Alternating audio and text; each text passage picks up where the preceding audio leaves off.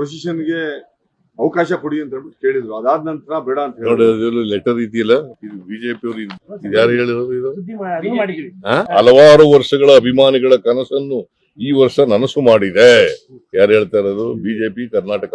ಆದರೆ ತೆರೆದ ಬಸ್ ನಲ್ಲಿ ಆಟಗಾರರ ವಿಜಯೋತ್ಸವಕ್ಕೆ ಅನುಮತಿ ನಿರಾಕರಿಸುವ ಮೂಲಕ ಆಕಸ್ಮಿಕ ಗೃಹ ಸಚಿವ ಅವರು ತಾವೊಬ್ಬ ಅಸಮರ್ಥ ಹಾಗೂ ಅದಕ್ಷ ಎಂಬುದನ್ನು ಮತ್ತೊಮ್ಮೆ ಸಾಬೀತುಪಡಿಸುತ್ತದೆ. ಯಾರು ಹೇಳಿರೋದು? ಈಗೇನ್ ಹೇಳ್ತಾ ಇದಾರೆ?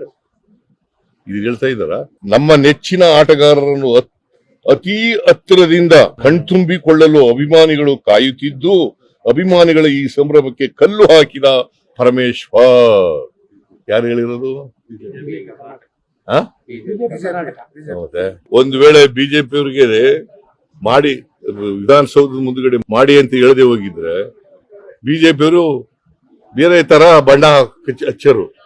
ಈಗ ಈಗಿನ ಬಣ್ಣ ಹಚ್ತಿರ್ಲಿಲ್ಲ, ಬೇರೆ ತರ ಬಣ್ಣ ಹಚ್ಚಿ